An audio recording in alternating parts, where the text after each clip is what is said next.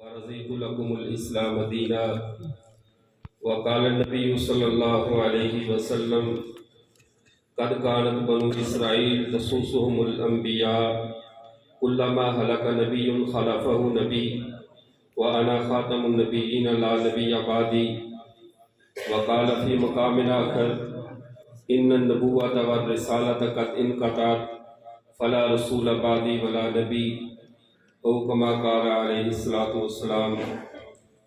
میرے واجب الاحترام معزز سامعین اکرام، آج اللہ تعالیٰ کے فضل و کرم سے زندگی میں پہلی بار آپ حضرات کی زیارت کرنے اور عقیدہ ختم نبوت کے حوالے سے کچھ گزارشات پیش کرنے کا اللہ تعالیٰ نے موقع نصیب فرمایا ہے، اور آپ حضرات کو کافی دیر انتظار کرنا پڑا۔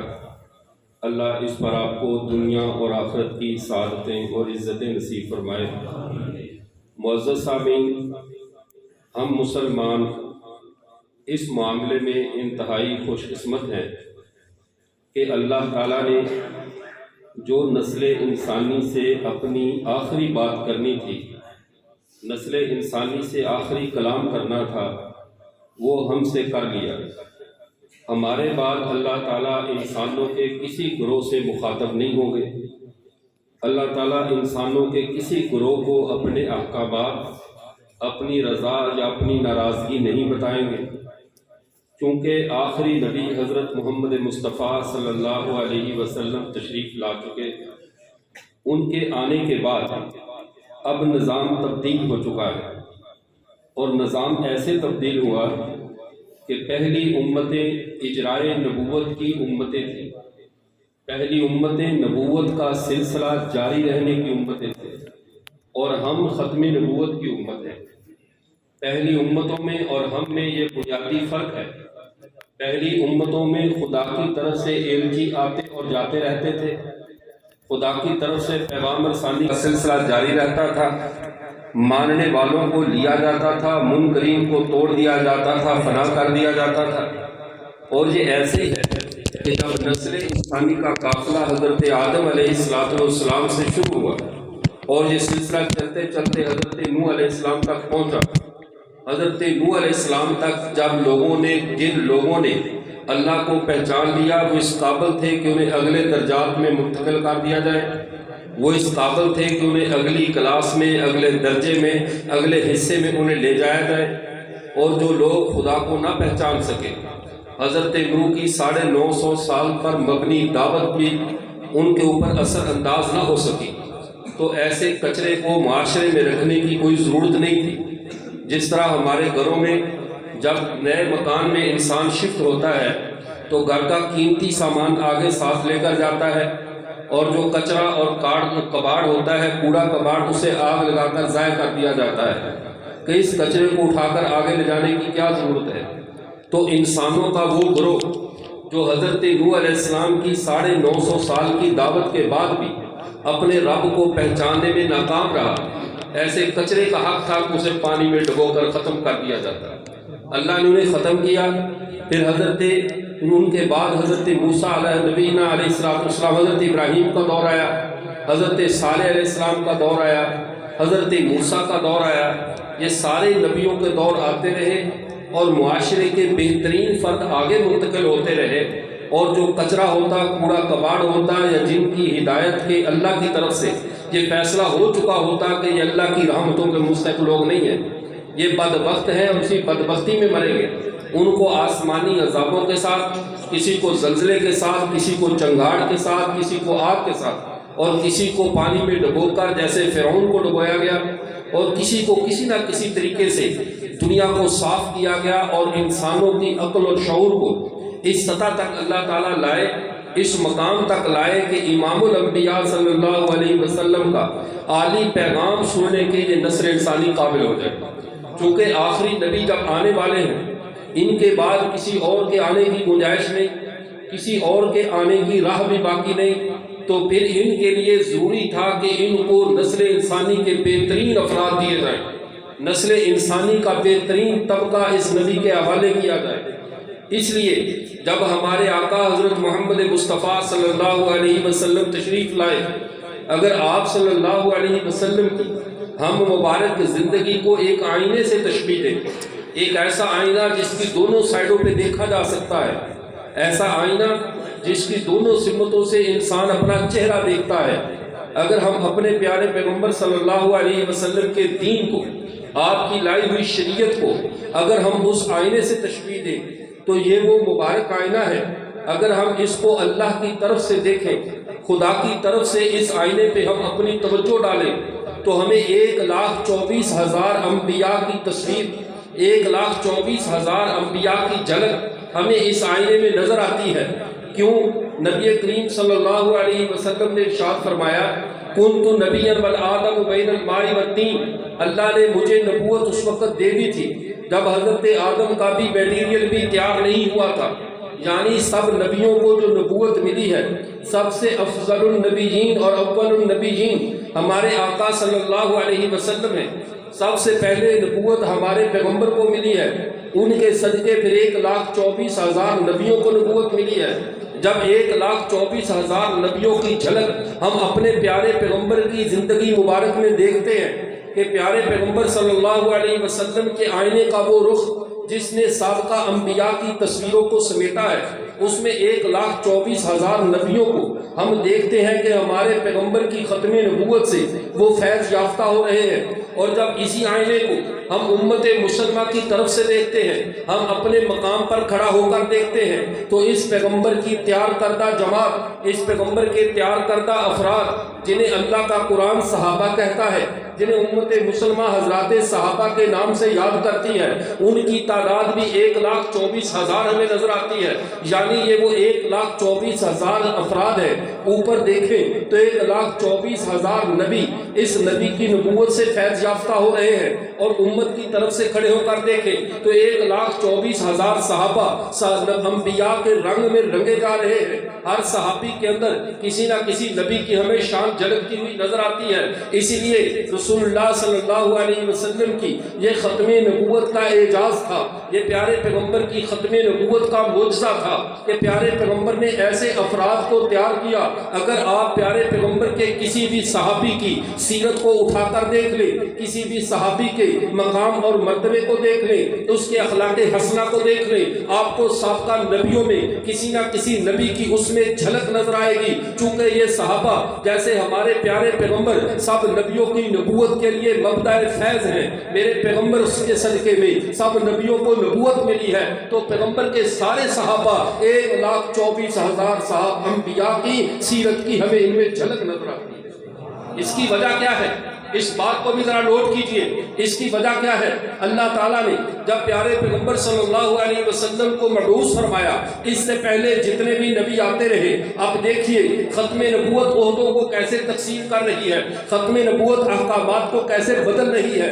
جب نبی کریم صلی اللہ علیہ وسلم سے پہلے جتنے بھی انبیاء آئے ہیں، ان میں 2 صفات آپ کو نظر آئیں گی۔ ہر نبی مبشر بھی ہوتا تھا، ہر نبی مصدق بھی ہوتا تھا، ہر نبی آنے والے نبی کی بشارت دیتا تھا، پچھلے نبی کی تصدیق کیا کرتا تھا کہ میرے بعد فلاں نبی آئے گا، اس کی بشارت ہے۔ سابقہ نبیوں کا میں مصدق ہوں، وہ پچھلے نبیوں کی تصدیق کرتا تھا۔ آخر میں ہمارے نبی آئے، ختم نبوت کی وجہ سے اب ہمارے آقا سابقہ نبیوں کے مصدق تو ہیں، سابقہ نبیوں کی ہمارے پیغمبر نے تصدیق تو کی ہے، لیکن کسی نئے نبی کے لیے مبشر نہیں ہے، کسی نئے نبی کی بشارت نہیں دی کہ میرے بعد فلاں نیا نبی آئے گا۔ سوال یہ پیدا ہوتا ہے، سابقہ نبیوں کی تصدیق کرنے کے لیے تو مصدق نبی آیا کرتے تھے، سابقہ نبی مبشر اور مصدق تھے۔ ایک نبی بشارت دیتا، پھر جس کی بشارت دی جاتی وہ آ کر اس کی تصدیق کرتا تھا، لیکن ہمارے آقا یہ مصدق تو ہیں، مبشر نہیں، انہوں نے سب کی تصدیق تو کی ہے لیکن کسی کی بشارت نہیں دی۔ جب کسی کی بشارت نہیں دی ہے تو پھر ہمارے پیغمبر کی تصدیق کون کرے گا؟ اب اس امت میں ایک نئی کرسی رکھ دی گئی، اس امت میں نئے عہدے کا اضافہ کر دیا گیا، نئے منصب کا اضافہ کر دیا گیا کہ جو کام 1,24,000 انبیاء باہم ایک دوسرے کی تصدیق سے کیا کرتے تھے، اب امت میں مصدق نہیں آئے گا، محمد عربی کے بعد بلا فصل صدیق آئے گا جو آ کر محمد عربی کی ہر بات کی تصدیق کرے گا۔ اسی لیے ابو بکر صدیق رضی اللہ تعالیٰ کا خبیر رسول اللہ کی تصدیق سے اٹھا ہے۔ حضرت مولانا قاسم نانوتوی رحمۃ اللہ علیہ انہوں نے حضرت ابو بکر صدیق کو بھی ایک آئینے سے تشبیہ دی ہے کہ ابو بکر کا دل کا آئینہ یہ وہ آئینہ ہے، ادھر سے دربار نبوت سے نور چمکا نہیں، ادھر سے ابو بکر کا دل روشن ہوا نہیں، جو اللہ کے نبی نے کہہ دیا ابو بکر نے مان لیا۔ ابو بکر کا خبیر ہی اس بات سے اٹھایا گیا تھا کہ تو محمد عربی کی ہر بات میں تصدیق کرے گا۔ وجہ کیا ہے؟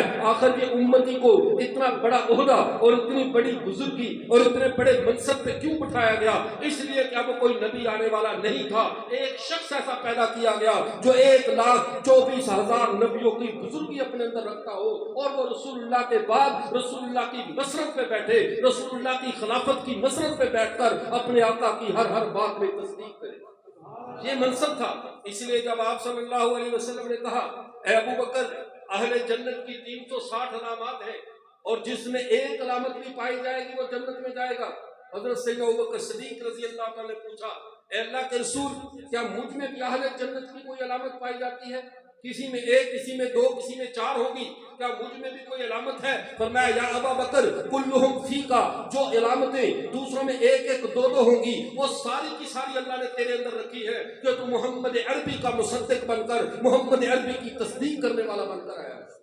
یہ ختم نبوت کی برکت سے عہدے تبدیل، ختم نبوت کی برکت سے ڈیوٹیاں تبدیل، جب سارے معاملات بدل گئے، چونکہ پہلی امتیں اجرائے نبوت کی امتیں تھیں، اس لیے رسول اللہ صلی اللہ علیہ وسلم نے فرمایا قد کانت بنو اسرائیل تسوسهم الانبیاء، حدیث مبارکہ بخاری شریف میں ہے، پہلی امتوں میں بنو اسرائیل میں نبی آیا کرتے تھے، ان کی سیاست، ان کی قیادت انبیاء کے ہاتھ میں ہوا کرتی تھی۔ کلما ہلک نبی خلفہ نبی، ایک نبی فوت ہوتا تھا دوسرا نبی قوم کی قیادت کو سنبھال لیا کرتا تھا۔ اللہ کے رسول نے فرمایا انا خاتم النبیین لا نبی بعدی، میں آخری نبی ہوں، میرے بعد کوئی نبی نہیں ہے۔ فسیکون الخلفاء فیکثرون، میرے بعد کوئی نبی نہیں ہوگا، میرے خلفاء ہوں گے اور بہت زیادہ ہوں گے، ایک آدھ نہیں، میرے خلفاء بہت زیادہ ہوں گے، ہر شعبے میں، دین میں، تبلیغ میں، جہاد میں، تدریس میں، ہر دین کے شعبے میں، تصوف میں، ہر معاملے میں میری خلافت عام ہو جائے گی۔ اب صحابہ نے پوچھا فماذا تأمرنا یا رسول اللہ، اے اللہ کے رسول جب آپ کے بعد کوئی نبی نہیں آئے گا پھر آپ ہمیں کیا حکم دیتے ہیں؟ آپ کے خلفاء ہوں گے، خلفاء کے معاملے میں ہمیں کیسا عمل کرنا چاہیے، ہمارے لیے کیا حکم ہے؟ فرمایا فو ببیعت الاول ثم الاول، جو پہلا ہو میرے بعد اس کے ساتھ وفا کرنا، اور پہلے کے بعد یہ نہیں کہا ہماری گنتی میں جو ایک کے بعد 2 آتا ہے، ہماری گنتی میں اول کے بعد ثانی آتا ہے، لیکن سیدنا عمر اتنے بلند مقام پہ ہیں، اللہ کے رسول نے ان کے لیے 2 نمبر کا لفظ بھی بولنا پسند نہیں فرمایا، فرمایا فو ببیعت الاول ثم الاول، جو پہلا ہو اس کے ساتھ وفا کرنا، جب وہ نہ رہے تو پھر جو امت میں پہلا رہ جائے پھر اس میں وفا کرنا۔ اس لیے رسول اللہ نے امت کو یہ مسئلہ سمجھا دیا کہ پہلے کی اتباع پھر دوسرے کی اتباع۔ یہاں پر یہ بھی سمجھتے چلیے خلافت کا، میں نے کہا خلفاء بہت زیادہ ہوں گے لیکن خلیفہ راشد وہ صرف 4 ہیں۔ خلفاء راشدین کتنے ہیں؟ کیوں؟ اس لیے کہ خلافت علی منہاج النبوہ، جو نبی کے کاموں کو، خلیفہ راشد اسے کہا جاتا ہے جو نبی کے کاموں کو پورا کرے، جو کام پورے کرنے نبی کی ڈیوٹی ہے، جو کام پورے کرنا اللہ کا کام ہو، جو کام اللہ نے خود کرنا ہو وہ صحابہ سے لے، اللہ کے نبی نے کام کرنا ہو وہ صحابہ سے لے، جو اللہ اور اللہ کے رسول کے چھوڑے ہوئے کاموں کو مکمل کرے اسے خلیفہ راشد کہتے ہیں۔ اللہ کے نبی کی اللہ نے کہا قرآن کو جمع کرنا، اسے بیان کرنا یہ ہماری ڈیوٹی ہے۔ اللہ نے قرآن میں کہا ہم پہ ہے اس کا جمع کرنا، ہم پہ ہے اس کا بیان کرنا۔ اللہ نے جمع ابو بکر سے کروایا ہے، اس کو تراویح میں زندہ حضرت عمر سے کروایا ہے، اس کی تحریری طور پہ نشر و اشاعت حضرت عثمان سے کروائی ہے، اور اس کے معنی کی حفاظت سیدنا علی المرتضیٰ سے کروا کے بتا دیا۔ یہ 4 میرے پیغمبر کے خلیفہ راشد ہیں، یہاں پہ خلافت علی منہاج النبوہ ہے۔ اور یہ تو ضمنی میں نے عرض کیا، بات آئیے دوبارہ ختم نبوت کی طرف کہ ختم نبوت کا عقیدہ کیا ہے۔ ختم نبوت یہ ہماری مجبوری نہیں ہے، عقیدہ ختم نبوت ہماری پہچان ہے، عقیدہ ختم نبوت ہمارا شرف ہے، عقیدہ ختم نبوت ہمارا فخر ہے، ہمارا ٹریڈ مارک ہے، ہماری پہچان کو ہم سے چھیننا چاہے اور محمد عربی کے بعد کسی نئی نبوت کی داغ بیل ڈالے یہ امت اسے برداشت نہیں کر سکتی، چونکہ اس امت کی بقا عقیدہ ختم نبوت کے ساتھ۔ اور عقیدہ ختم نبوت ہماری پہچان کیوں ہے؟ حالانکہ عقیدہ توحید بھی تو ہے، عقیدہ رسالت بھی تو ہے، ہمارے ہاں معیار صحابیت بھی تو ہے، عقیدہ تقدیر بھی تو ہے، حشر نشر کا عقیدہ بھی ہے، جنت دوزخ کا عقیدہ بھی ہے، لیکن وہ عقیدے ہماری پہچان نہیں ہے۔ ہمیں دوسری امتوں سے وہ عقیدے جدا نہیں کرتے۔ کیوں؟ اس لیے کہ عقیدہ توحید تو سب امتوں کا مشترکہ ہے، سب امتوں کو موحد رہنے کا حکم تھا، کسی امت میں بھی شرک کی اجازت نہیں تھی۔ عقیدہ رسالت سب امتوں کا مشترکہ ہے، اس میں بھی کسی کو اجازت تبدیلی کی نہیں تھی کہ کسی رسول پہ ایمان لائے کسی کو چھوڑ دے۔ اسی طرح آخرت کا عقیدہ سب امتوں کا مشترکہ ہے، لیکن ختم نبوت کا عقیدہ صرف اسی امت کا ہے۔ یہ ہماری پہچان ہے عقیدہ، اور اسی عقیدے سے ہماری بقا بھی ہے۔ یہودیت یہ بقا کیوں ہے؟ اس عقیدے نے ہمیں باقی بحثیت امت کے کیوں رکھا ہوا ہے؟ ہماری جو عزت اور آبرو باقی ہے، ہمارا جو دنیا میں ایک نشان باقی ہے، یہ عقیدہ ختم نبوت کی وجہ سے ہے۔ اس کا سبب کیا ہے؟ جب نیا نبی آ جائے تو اس پر ایمان لانا سابقہ امتوں پہ ڈیوٹی ہوتی ہے، ان کی ذمہ داری ہوتی ہے۔ نئے نبی پر ایمان لائیں، لیکن جب نئے نبی پر ایمان لے آئے تو وہ تو نئی امت بن گئی، پچھلے نبی کی امت نہ نہیں۔ نئے نبی پر ایمان لانے سے سابقہ نبی کی امت نہیں رہتی۔ یہودی تب تک یہودی تھے، تب تک وہ موسوی تھے، جب تک سیدنا عیسیٰ علیہ السلام تشریف نہیں لائے تھے۔ سیدنا عیسیٰ تشریف لے آئے، حضرت عیسیٰ پر ایمان لانے والے اب موسوی نہیں عیسوی کہلائیں گے، موسوی نہیں ناصری اور نصارہ کہلوائیں گے۔ کیوں؟ اس لیے کہ نبی کے بدلنے سے امت بدل جاتی ہے، نبی کے تبدیل ہونے سے امت بدل جاتی ہے۔ اور جب محمد عربی صلی اللہ علیہ وسلم تشریف لے آئے، آپ کے آنے کے بعد اب کوئی موسوی کوئی عیسوی، جب محمد عربی کا کلمہ پڑھ لیا، اب یہ عیسائی اور یہودی نہیں رہا، بلکہ اب یہ محمد عربی کا امتی اور مسلمان ہے۔ اب اس کی پہچان یہی امت ہے۔ اور جب کوئی نیا نبی ان کے بعد آ جائے تو پھر محمدی کوئی نہیں رہے گا، پھر نئے پر ایمان لانا ضروری ہوگا۔ اور یہ بات ذہن میں رہے، جس طرح سچے نبی کا انکار کرنا کفر ہے، سچے نبی کو نہ ماننا کفر ہے، اسی طرح جھوٹے کو نبی ماننا بھی کفر ہے۔ دونوں کفر برابر ہیں، سچے کا انکار کرے یا جھوٹے کا اقرار کرے، سچے کو مان لے یا جھوٹے، سچے کا انکار کر دے منکر ہو جائے اور جھوٹے کو سر پہ بٹھا لے، دونوں برابر کے کافر ہیں۔ اللہ تعالیٰ نے ان دونوں کو ظالموں سے تشبیہ دی، فمن اظلم ممن کذب علی اللہ ومن اظلم ممن افتری علی اللہ۔ اس سے بڑا ظالم کون ہوگا جو اللہ پر جھوٹ بولے، اور اس سے بڑا ظالم کون ہوگا جو اللہ پہ افترا کرے۔ اللہ پہ جھوٹ بولنے والا ظالم وہ ہے، اللہ کہے یہ نبی ہے، وہ کہے یہ نبی نہیں ہے، یہ اللہ پہ جھوٹ بول رہا ہے، اور اللہ کہے یہ نبی نہیں ہے اور وہ کہے یہ نبی ہے، یہ اللہ پہ جھوٹ بولنے والا ہے، اللہ پہ افترا کرنے والا ہے۔ سچی بات یہی ہے، جہاں ہمارا رب کہے یہ نبی ہے اس کو ماننا ایمان ہے، اور جس کو رب نبی نہ کہے اسے ماننا کفر ہے۔ اب سابقہ امتوں میں یہ مسئلہ تھا، سابقہ امتوں کو نبیوں پر ایمان لانے کا کہا جاتا تھا، ان کو علامات بتلائی جاتی تھی، آنے والے پر تم نے ایمان لانا ہے، آنے والے کے اوپر فلاں ان کی علامات ہیں، فلاں نشانیاں ہیں، ان کو دیکھ کر تم نے اس کی آواز پہ لبیک کہنا ہے۔ ساری امتیں ہمیں قادیانی دھوکہ دینے کے لیے کہتے ہیں، مرزا قادیانی آیا ہے، اس پر ایمان لایا جائے، اس کی بات کو لیا جائے۔ سوال یہ پیدا ہوتا ہے کہ سابقہ امتیں تو پھر ہم سے خوش قسمت رہی، سابقہ امتیں تو محمد عربی کی امت سے زیادہ فائدے میں رہی۔ اس طرح کہ یہودیوں کو بتایا گیا تھا آنے والا مسیح ناصری اس طرح کا مسیح ہوگا، انہوں نے سمجھنے میں خطا کی تو قصور ان کا ہے، سمجھ گئے تو فائدہ ان کا ہے، لیکن دونوں قوموں کو ساری امتوں کو بتلایا گیا تھا کہ آخر میں محمد عربی صلی اللہ علیہ وسلم آنے والے ہیں۔ آپ صلی اللہ علیہ وسلم کی علامات بتلائی گئی تھی، یہ سارے تو رہ گئے فائدے میں، یہودی بھی فائدے میں رہے کہ ان کو محمد عربی کی علامات بتلا دی گئی، عیسائی بھی فائدے میں رہے، ان کو محمد عربی کی علامات بتا دی گئی، اتنی علامات بتلائی گئی، اتنا آپ صلی اللہ علیہ وسلم کا انہیں تعارف کروا دیا گیا۔ قرآن کہتا ہے یعرفونہ کما یعرفون ابناءہم، یہ اپنے ہمارے پیغمبر کو اس طرح پہچانتے ہیں جیسے اپنی اولادوں کو پہچانتے ہیں۔ وجہ کیا تھی؟ اللہ نے سابقہ کتابوں میں، سابقہ شریعتوں میں محمد عربی کا تعارف اتنا کروا دیا تھا کہ وہاں انکار کے لیے کوئی گنجائش باقی نہیں۔ اس کو آپ دو مثالوں سے سمجھیے۔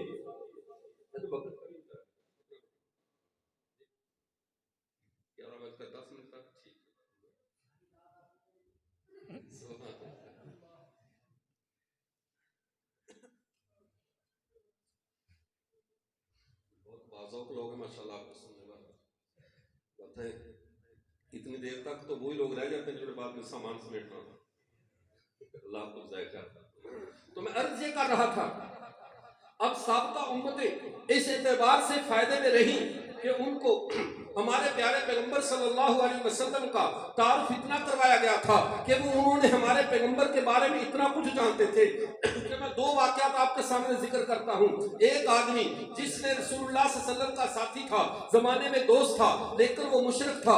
जब उसने रसूलुल्लाह सल्लल्लाहु अलैहि वसल्लम के बारे में सुना कि हमारे जो दोस्त है, जो मक्के में मोहम्मद बिन अब्दुल्ला है, ये नबूवत का दावा कर रहा है, मुशरिकीन मक्का आपस के अंदर उनके कत्ल के मंसूबे बना रहे हैं, ये वहां से दौड़कर मुल्क यमन में चला गया। वहां पर एक ईसाई के पास जाकर इसने पनाह ली। ईसाई पादरी ने पूछा, इस नौजवान से पूछो जो अभी अभी मेरे चर्च में दाखिल हुआ है, किस मकसद के तहत आया है। उन्होंने बुलाया गया, उसने कहा मेरा एक दोस्त है, उसने कुछ ऐसा दावा कर दिया है, वो कहता है मैं अल्लाह का रसूल हूँ, अल्लाह का नबी हूँ, उसने ऐसा दावा कर दिया है और मेरी कौम उनके कत्ल के दर पे है, मेरी कौम उन्हें कत्ल करना चाहती है। वो बंदा बहुत नेक है, बहुत शरीफ है, मुझे उससे मोहब्बत है, लेकिन अगर उसे कत्ल कर दिया गया तो मैं ये बर्दाश्त नहीं कर सकता था। मैं वहां से भाग आया और फिर कहने लगा मुझे लगता है मेरे इधर पहुंचने से पहले अब तक वो उसके कत्ल से फारग हो चुके होंगे। वो कहता है उनके कत्ल से वो फारग हो चुके होंगे, तो अब तक कत्ल कर चुके होंगे। उस अहम नामी पादरी ने उसको लिया, लेकर अपने बंद कमरे में चला गया। वहां से एक तस्वीर से कपड़ा हटाकर कहने लगा, जिस शख्स ने दावा किया है तुम उसकी शक्ल को जानते हो? कहा जानते हैं। कहा ये तस्वीर देखकर बताओ ये कौन है? कहा यही तो वो शख्स है जिसका नाम मोहम्मद बिन अब्दुल्ला है। और कहा ये तो पीछे इसके पांव पकड़कर बैठा है, ये कौन है? कहा ये कहाफा का बेटा अब्दुल्ला है। कहा फिर तुम गम न करो, फिर उसको कोई कत्ल नहीं कर सकता, ये वक्त का अल्लाह का सच्चा नबी है, हमने अपनी किताबों में इसके बारे में पढ़ रखा है, ये अल्लाह का सच्चा नबी है। और ये जो पांव पकड़कर बैठा है ये उसका बिला फसल खलीफा बनने वाला है, ये भी जिंदा रहेगा। उसके बाद उम्मत की क़यादत इस शख्स के हाथ में आएगी, इसलिए तुम बेगम हो जाओ। हम अपनी अलामात से, अपनी किताबों की रोशनी से ये जानते हैं कि अल्लाह का सच्चा नबी है। ये बात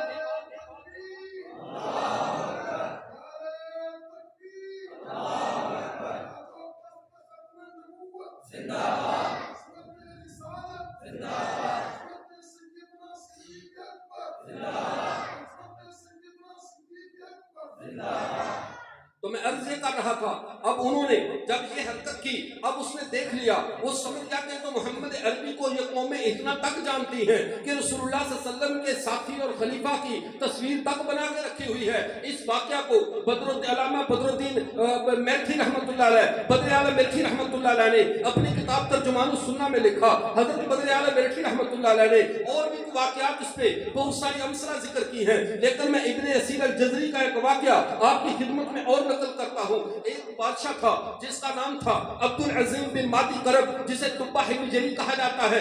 ये बहुत बड़ा, इसने देखा कि लोग मक्का का तवाफ करते हैं, मक्का के गिर्द घूमते हैं, ये फतह की नीयत से चल पड़ा। जब ये मक्का को फतह करने के लिए आया, इसने अपने घोड़ों को, अपनी फौजों को बैतुल्लाह को गिराने का हुक्म दिया। इसके नाक से खून बहने लगा, इसको अजीब सी बीमारी लाहक हो गई, ये परेशान हुआ। इसने अपने उलमा को बुलाकर कहा कि क्या वजह है, जब मैं इस घर को गिराने का इरादा करता हूँ तो ये घर की वजह से मैं बीमार हो जाता हूँ, किसी और तरफ चलता हूँ तो मैं ठीक होता हूँ। उन्होंने अपनी किताबों को खोला, अलामात को देखा, देखकर कहने लगे अब्दुल अजीम बिन मादी करब रुक जा यहाँ पे, ये अल्लाह के आखिरी नबी मोहम्मद अरबी सल्लल्लाहु अलैहि वसल्लम का काबा बनने वाला है, उनका किबला बनने वाला है, इस घर की ताज़ीम कर, बेइज्जती मत कर। ये तारीख का वो पहला शख्स है जिसने खाने काबे पे गिलाफ चढ़ाया है। किताबुल अवाइल में अल्लामा इब्ने उरुबा रहमतुल्लाह अलैह ने लिखा, ये सबसे पहला शख्स था जिसने बैतुल्लाह के ऊपर कपड़ा चढ़ाया, बैतुल्लाह के ऊपर गिलाफ चढ़ाया। अल्लाह के नबी ने भी उसकी सुन्नत को जिंदा रखा। आज के दिन तक खाने काबे पे जो गिलाफ चढ़ाया जाता है और स्याह रंग का चढ़ाया जाता है, इसका असल मूजिब, इसका असल मुअस्सिस जिसने ये काम शुरू किया, ये अब्दुल अजीम बिन मादी करब तुब्बा हिजरी था। अब जब इसने यहाँ से निकला मक्का से, इसने मदीना का रुख किया, उसका नाम यसरब था, बीमारियों का गढ़ था। लेकिन जब वहां पर पहुंचा, इसने जब वहां के लोगों को फतह करना चाहा, मदीने के लोग जंग के लिए आमादा हुए और आकर बरसरे पैकार हुए। आकर उन्होंने जब जंग शुरू की तो शाम का वक्त हुआ, तो जंगों का असूल था शाम के वक्त जंगें रोक दी जाया करती थी। जब जंग रोक दी गई تو مدینے والوں نے، یثرب والوں نے اس کی پوری فوج کے لیے کھانا بھیجا کہ یہ آپ کھانا کھائیں۔ وہ بہت حیران ہوا، کہنے لگا عجیب لوگ ہو، سارا دن مجھ سے قتال کرتے ہو، سارا دن مجھ سے لڑتے ہو، اور اب جا کر میرے لیے کھانا بھی بھیجتے ہو۔ انہوں نے کہا لڑتے اس لیے ہیں کہ تو غاصب ہے، تو ہماری زمینیں چھیننا چاہتا ہے، اور کھانا اس لیے دیا کہ تم مسافر بھی تو ہے، تم مسافر ہے، تیرا کھانا دینا، تیرا اکرام، مہمان نوازی بھی تو ہمارے ذمہ ہے۔ اس نے اپنے علماء سے کہا یہ عجیب بستی کے لوگ ہیں، ذرا دیکھو اپنی کتابوں میں کہیں یہ کوئی بستی مقدس بستی تو نہیں ہے۔ انہوں نے اپنی کتابیں دے کر کہا تبا رک جا، جس کی تلاش میں ہم نکلے تھے اس کے ساتھ 400 یہودی علماء تھے، اور بعض رات میں 40 ہے، بعض میں 400 یہودی علماء نے کہا اے تبا رک جا، اسی جگہ پہ اپنے ہاتھ کو روک دے، یہ اللہ کے آخری نبی کی جائے ہجرت بننے والی ہے، آخری نبی کا جائے قیام بنے گا، اللہ کے نبی دنیا سے پردہ فرمانے کے بعد اسی جگہ پہ راحت فرمائیں گے، آرام فرمائیں گے، اے تبا رک جا۔ اور ساتھ کہا تبا اب تو ہمیں بھی اجازت دے دے، ہم اب تیرے ساتھ نہیں چل سکتے۔ نے کہا کیوں؟ کہا ہم چاہتے ہیں ہم اس بستی میں رک جائیں، شاید ہماری زندگیوں میں وہ آخری نبی آ جائے تو ہم اس پر ایمان لا کر اپنی ساتھ افضل کریں۔ اس نے کہا یار یہ بات تو ٹھیک ہے۔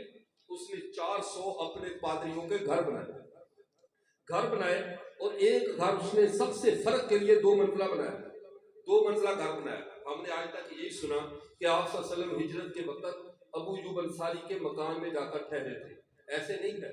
ابو ایوب انصاری 1000 سال سے ان کا خاندان رسول اللہ کے مکان میں ٹھہرا ہوا۔ اس نے مکان بنایا، اور بنا کر اس نے یہ کہا کہ یہ مکان میری طرف سے اللہ کے رسول کے لیے ہے۔ ایک خط لکھا، خط کے اندر ساتھ یہ لکھتا ہے اے محمد بن عبداللہ، اے خاتم النبیین، اے خاتم المرسلین، اگر آپ میری زندگی میں آئے، میں آپ کا چچا زاد بھائی بن کر، آپ کا وزیر بن کر، آپ کا صحابی اور خادم بن کر میں آپ کی خدمت کروں گا۔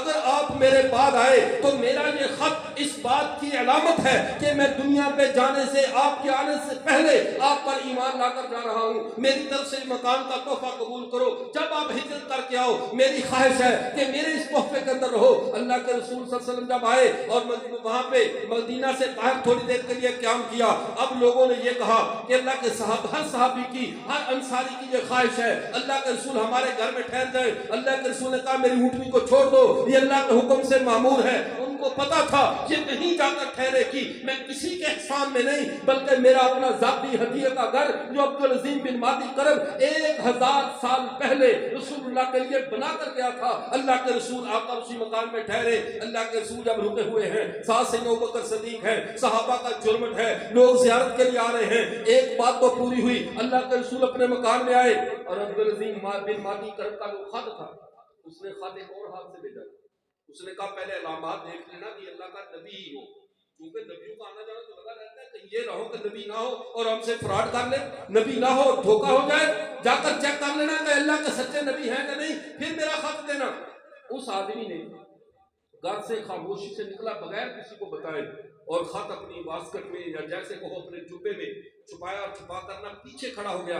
رسول اللہ صلی اللہ علیہ وسلم ایسے گردن جھکا کر بیٹھے ہیں، صحابہ زیارت کر رہے ہیں، وہ پیچھے مجمع میں چھپ کر کھڑا ان علامات کو دیکھ رہا ہے جو اس نے اپنی کتابوں میں پڑھ رکھی تھی کہ اکحل العینین ہوں گے، افلج السنیتین ہوں گے، کھلے دانتوں والے ہوں گے، آنکھیں آپ کی سرمگی ہوں گی، ٹنگریالے بال ہوں گے، چہرہ مبارک یوں ہوگا یوں ہوگا۔ وہ ساری علامات دیکھ رہا تھا، ابھی سوچ رہا تھا کہ میں کیا کروں۔ اللہ کے رسول صلی اللہ علیہ وسلم نے سر اٹھایا، سر اٹھا کر کہا ارے بھائی اس کو راستہ دو، آگے آؤ اور آ کر مجھے وہ میرے بھائی عبدالعظیم بن مادی کرب کا خط تو مجھے دے دو جو ابھی تم گھر سے اٹھا کر لائے ہو، خط تو مجھے دو۔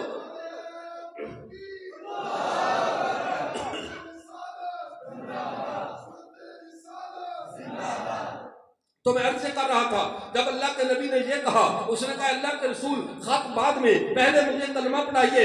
میں اس خط کو اٹھاتے وقت یا میں جانتا تھا یا میرا رب جانتا تھا آپ واقعی اللہ کے سچے رسول ہیں کہ آپ کو پہلے اطلاع دے دی گئی کہ یہ خط لے کر آ رہا ہے، آپ اللہ کے سچے رسول ہیں۔ یہ ہمارے پیغمبر کا تعارف تھا جو ساری قوموں کو پہلے سے موجود تھا، ساری قوموں کو پتا تھا، حتیٰ کہ عبدالسلام جو صحابی رسول ہیں حضرت سلام، انہوں نے رسول اللہ صلی اللہ علیہ وسلم کو آ کر پرکھا آپ کی قمر مبارک سے دیکھنا چاہا کہ کسی طریقے سے میں آپ کی قمر مبارک کو دیکھ لوں. آپ صلی اللہ علیہ وسلم سمجھ گئے کہ یہ میری مہر نبوت کو دیکھ کر تسلی کرنا چاہتا ہے. آپ نے چادر کو ہٹا دیا, آگے بڑھے, مہر نبوت کو بوسہ دیا. کہنے لگے حضرت عبداللہ بن سلام رضی اللہ تعالیٰ عنہ کہنے لگے اے اللہ کے رسول, جو علامتیں میں نے دیکھی آپ کا چہرہ دیکھ کر سمجھ گیا تھا یہ چہرہ جھوٹے شخص کا نہیں ہو سکتا.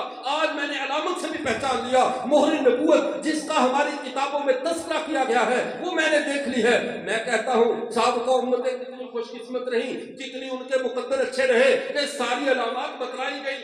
اور پھر اگر قادیانیوں کی بات کو لیا جائے, ان بے دینوں کی بات کو لیا جائے, تو معاذ اللہ اس امت سے زیادہ پھر بدقسمت امت کوئی نہیں. کیوں؟ ہمیں تو کسی نبی کا تعارف نہیں کروایا گیا, ہمیں تو کسی جگہ کو اشارہ تن بھی نہیں بتایا گیا. کبھی اور آئے گا کل اگر اللہ کے دربار میں ہمیں قادیانیوں کے مقابل کھڑا کر دیا جائے, ہم قادیانیوں کے مد مقابل کھڑے ہو کر ہم اپنا مقدمہ اللہ کے دربار میں پیش کر سکتے ہیں, پوری قوت سے مقدمہ پیش کریں گے. اے اللہ, محمد عربی کی امت کا کیا قصور تھا؟ اگر نیا نبی آنا تھا تو ہمیں کیوں ہمارا ذہن بنایا گیا کہ محمد عربی کے بعد کوئی نبی نہیں ہے؟ رسول اللہ صلی اللہ علیہ وسلم نے 200 سے زائد حدیث میں فرمایا انا خاتم النبیین لا نبی آبادی, انا آخر النبیین لا نبی آبادی, ان النبوۃ والرسالۃ قد انقطعت فلا رسول آبادی ولا نبی. نبوت اور رسالت ختم ہو گئی, میرے بعد کوئی رسول بھی نہیں ہے, نبی بھی نہیں ہے. بلکہ یہاں تک فرمایا سیکون من بعدی ثلاثون کذابون دجالون, میرے بعد کذاب دجال آتے رہیں گے. کلہم یزعم انہ نبی, ان میں سے ہر ایک یہ کہے گا میں نبی ہوں, وانا خاتم النبیین لا نبی آبادی, لیکن تم ذہن میں رکھو میں اللہ کا آخری نبی ہوں, میرے بعد کوئی نبی نہیں ہے. اے اللہ, آج ہمارا مقدمہ آپ کے دربار میں ہے. قادیانی یہ کہتے ہیں مرزا غلام قادیانی نبی ہے, محمد عربی کے بعد اسے نبوت ملی ہے. اگر اسے نبوت ملنا تھی, محمد عربی کے بعد کوئی نبی آ سکتا تھا, تو پھر اس حضرت حبیب بن زید انصاری رضی اللہ تعالیٰ عنہ کا کیا قصور تھا جو مسلمہ قذاب کے مقابلے میں کھڑے ہوئے؟ مسلمہ قذاب نے کہا کیا محمد عربی کو نبی مانتے ہو؟ کہا نبی بھی مانتا ہوں, اللہ کا آخری نبی بھی مانتا ہوں. پھر کہا کیا مجھے نبی مانتے ہو؟ کہا میرے کان نہیں سن رہے تو کیا بک رہا ہے؟ صحابہ کے کانوں کو تو اللہ کے رسول نے ایسے بند کر دیا تھا کہ اب تمہارے کانوں میں محمد کی آواز کے بعد کسی نبی کی آواز نہیں جائے, اب کسی کی گنجائش نہیں ہے. حتیٰ کہ ایک صحابی نے جب رسول اللہ صلی اللہ علیہ وسلم کے دنیا سے جانے کی خبر سنی, اللہ سے دعا کی اے اللہ میری آنکھیں واپس لے لی جائیں, میں محمد کے چہرے کے بعد کوئی اور چہرہ نہیں دیکھنا چاہتا. آخر وجہ کیا ہے؟ اگر کسی اور نبی کے آنے کی گنجائش ہوتی, صحابی کیوں کہتا اللہ میری آنکھیں کیوں لے رہے ہو؟ وہ آنکھیں نہ لو, بلکہ میں اگلے نبی کی زیارت کر لوں. چونکہ اب نبوت ختم ہو گئی, رسول اللہ نے کہہ دیا انا والساعۃ کہاتین, میرے بعد آئے گی تو قیامت آئے گی, کوئی اللہ کی طرف سے نیا نبی نہیں آئے گا. یہ امت کی تربیت کی گئی. اے اللہ, امت کا مزاج یہ بنایا گیا, اور پھر اس مزاج کے اوپر اگر آ کر ہم سے کوئی یہ کہے فلاں کو نبی مان لو, فلاں کو نبی مان لو, کسی اور کو نبی ماننے کا مطلب یہ ہے کہ معاذ اللہ ثم معاذ اللہ, ہمارے نبی نے ہمیں پوری شریعت نہیں بتائی, ہمارے نبی نے ہمیں نہیں بتایا تھا کہ کوئی آئے گا. کہ ہمارے پیغمبر کے بعد کسی بھی نئی نبوت کی آواز کی طرف کان اٹھا کر سننا, آنکھ اٹھا کر دیکھنا, یہ محمد عربی پہ بد اعتمادی ہے, محمد عربی پہ یہ خیانت کا الزام ہے, میرے نبی کو جھٹلانا ہے. اور محمد عربی کے بعد کوئی نیا نبی نہیں آئے گا, نہ ہماری آنکھ یہ دیکھنے کو تیار ہے, نہ ہمارے کان کوئی بات سننے کو تیار ہے. ہم رسول اللہ کے دامن سے ایسے وابستہ لوگ ہیں, ہمیں اس کے ماسوا اپنی کہیں نجات نظر نہیں آتی. اور پھر ہم اللہ سے بھی یہ بات کہہ سکتے ہیں اے اللہ آپ جانتے ہیں, اور ہمارا ایک عام انسان بھی جانتا ہے, تکمیل کے اوپر اضافہ ہمیشہ تکمیل کو عیبدار کیا کرتا ہے. چیز کے مکمل ہو جانے کے بعد اگر اس کے اوپر کسی بات کو بڑھا دیا جائے تو وہ چیز کو خوشنما نہیں بناتا, چیز کو عیبدار کر دیا کرتا ہے. یہ ہاتھ کی 5 انگلیاں ہیں, اگر اس میں ایک چھٹی اور انگلی زائد ہو تو یہ زائد انگلی ہاتھ کو خوبصورت کرے گی یا بدنما بنائے گی؟ اگر کسی کے چہرے پہ 2 کی بجائے 3 آنکھیں ہو, کان 2 کی بجائے 4 ہو, گردنیں 2 کی بجائے 3 ہو, تو یہ شخص خوبصورت ہوگا یا بدسورت ہوگا؟ اسے کوئی بھی خوبصورت نہیں کہے گا. کہ تکمیل کے اوپر اضافہ ہمیشہ تکمیل کو بدنما کرتا ہے. اے اللہ, آدمی کب تک کسی چیز کی حرف میں رہتا ہے جب تک اس کے پاس نعمت مکمل نہ ہو جائے, اور جب نعمت پوری ہو جائے پھر کوئی اور دائیں انسان دیکھتا ہے جس کو اعلیٰ ترین چیز مل جائے. آپ مجھے یہ بتاؤ, اگر آپ کو کوئی یہ کہے ایک طرف 10 تولے سونا ہے اور ایک طرف گندگی کا بھرا ہوا ٹرک ہے تو آپ کون سی چیز لینا پسند کریں؟ سونے کی طرف جائیں گے؟ گندگی کے بڑے ٹرک کا بڑا حجم دیکھ کر ہم یہ کہیں گے تھوڑا سا سونا اس کو چھوڑو، یہ گندگی کا ٹرک زیادہ بڑا ہے؟ کوئی انسان جتنا بھی کہیں گزری فطرت کا ہو وہ اعلیٰ کو چھوڑ کر ادنا کی طرف نہیں آتا، وہ ہمیشہ اعلیٰ کی طرف جاتا ہے۔ اے اللہ، آپ نے جب اعلان فرما دیا تھا، ہمارے پیارے پیغمبر پہ قرآن اتار دیا تھا، الیوم اکملت لکم دینکم، یہ اعلان پہلی امتوں پہ نہیں ہوا، پہلی امتوں کے دینوں کو مکمل نہیں کہا گیا، تو نے محمد عربی کے دین کو مکمل کہا ہے۔ اور یہ جب آیت اتری تھی اس وقت ایک یہودی نے حضرت عمر رضی اللہ تعالی سے کہا تھا ان فی کتابک آیۃ لو کان فی کتابنا لاتخذنا ذلک اليوم عیدا، اے عمر تمہاری کتاب میں ایسی آیت موجود ہے، اگر یہ ہماری کتاب میں ہوتی ہم اس دن عید کا جشن مناتے، اور یہ آیت الیوم اکملت لکم دینکم ہے۔ پہلی امتیں اس اعلان کے انتظار میں رزق خاک بن گئی کہ اللہ ہمارے لیے اعلان کرتے تمہارا دین مکمل ہے۔ اے اللہ تو نے اعلان محمد عربی کے لیے کیا ہے، محمد عربی کا دین مکمل ہے، محمد عربی کا دین جب دین مکمل ہے، اس مکمل دین کے بعد ہم کسی پنجابی نبی کے بنائے ہوئے دین، کسی ذلی بروزی اصلی نقلی جعلی اور فلاں طرح کے کسی بھی دعوے کے ساتھ، کسی بھی لیبل کے ساتھ پیش کیے جانے والے دین کی طرف ہم آنکھ اٹھا کر کیوں دیکھتے؟ کیا ہم محمد عربی کے کامل دین کو چھوڑ کر کسی ناقص کی طرف آ جاتے؟ اے اللہ، اگر قادیانی سچے ہیں تو پھر تیرے اس اعلان کا کیا فائدہ ہے؟ تیرے اس اعلان کا کیا مطلب ہے کہ میں نے محمد عربی پہ دین کو مکمل کر دیا؟ پھر اللہ تیرا دوسرا اعلان یہ تھا وَرَضِيتُ لَكُمُ الْإِسْلَامَ دِينًا، کہ میں جس دین سے راضی ہوں۔ ہمارے مہمان تشریف لا چکے ہیں،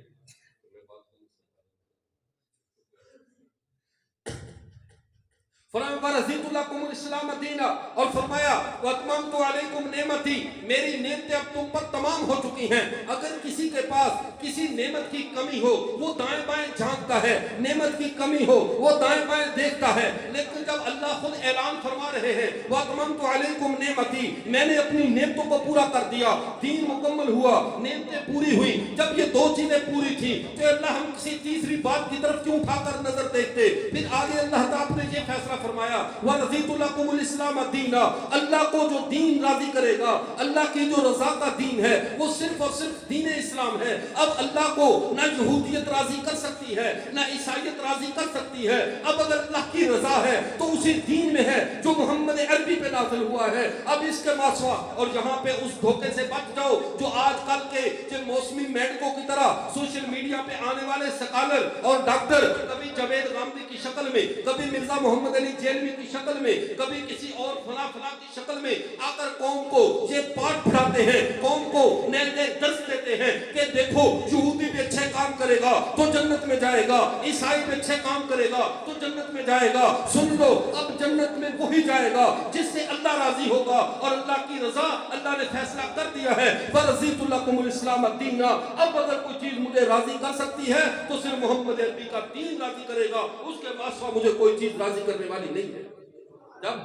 جب ہمارا دین حتمی ہے، ہمارا دین مکمل ہے، اس کے ہوتے ہوئے ہم اللہ کے دربار میں سب سے پہلے اللہ کا قرآن پیش کریں گے، پھر محمد عربی کا فرمان پیش کریں گے، پھر پوری امت کا اجماع پیش کریں گے کہ اللہ اگر ان کا موقف ٹھیک ہے تو پھر پوری امت بھی غلط ہے، تیرے قرآن کو بھی یہ جھٹلا رہے ہیں، تیرے پیغمبر کے فرمان کو بھی جھٹلا رہے ہیں۔ لیکن جب فیصلہ اللہ کے قرآن پہ آئے گا تو جیتے گی امت محمدیہ، فیصلہ محمد عربی پہ آئے گا جیت جائے گی امت محمدیہ۔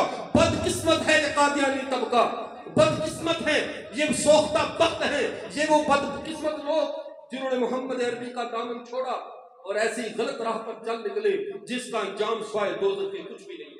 ان کا انجام بربادی ہے، ان کا انجام تباہی ہے۔ اگر آج بھی اگر عزت ہے، آبرو ہے، عزت ماں زنام مصطفیٰ است، آبرو ماں زنام مصطفیٰ است، ہماری عزت، ہماری آبرو، ہماری اگر پہچان ہے تو محمد عربی صلی اللہ علیہ وسلم کے دین میں ہے۔ یہی عقیدہ ختم نبوت ہے۔ اس عقیدہ ختم نبوت نے ہمیں دیا کیا ہے؟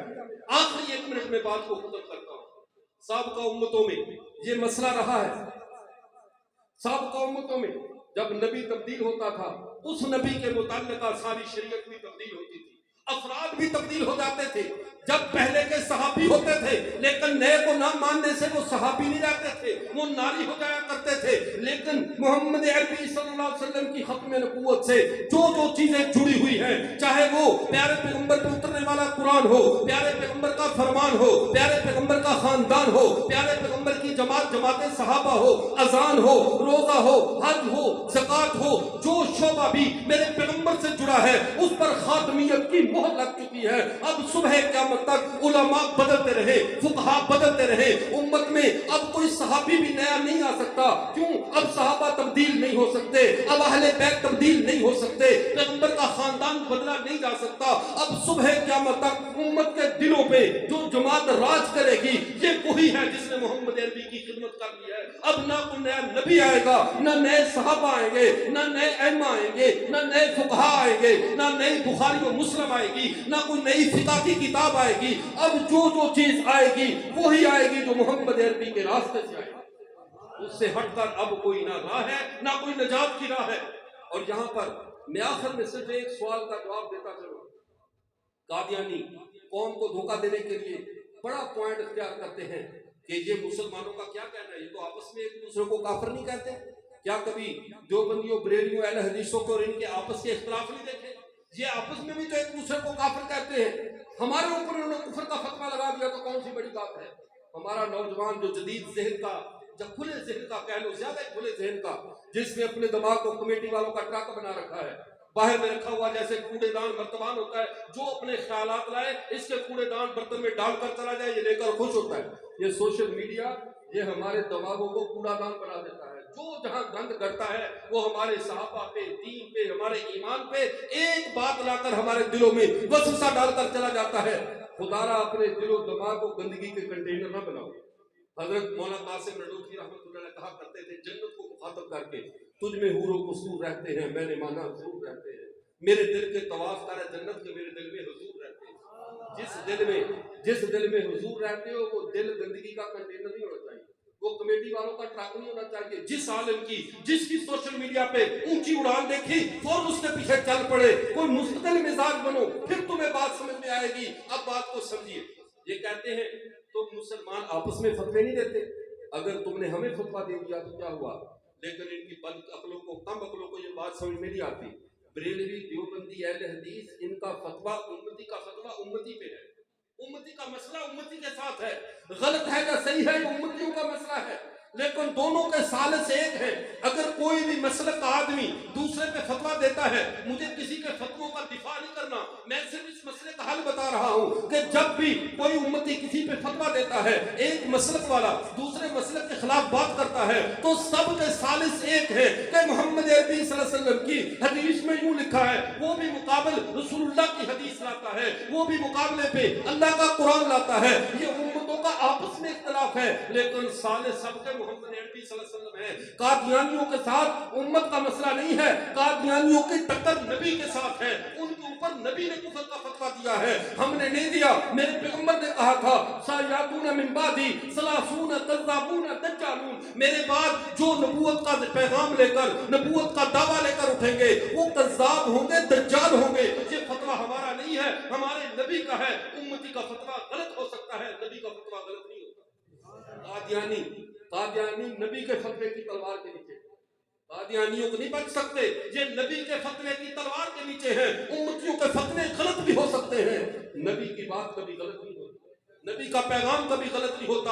اس لیے ہم قادیانیوں کو بھی یہی کہیں گے، خدارا اگر تمہارے لیے اگر خیر کے سارے دروازے ابھی بند نہیں ہوئے تو ابھی بھی موقع ہے، مرنے سے پہلے پہلے محمد عربی صلی اللہ علیہ وسلم کے دامن کو تھام لو، آپ کی اس رحمت والی چھتری کے نیچے آ جاؤ، دنیا اور آخرت میں فلاح پا جاؤ گے۔ ورنہ جو ان کے در سے یار پھرتے ہیں وہ در بدر خار پھرتے ہیں۔ وآخر دعوانا الحمدللہ۔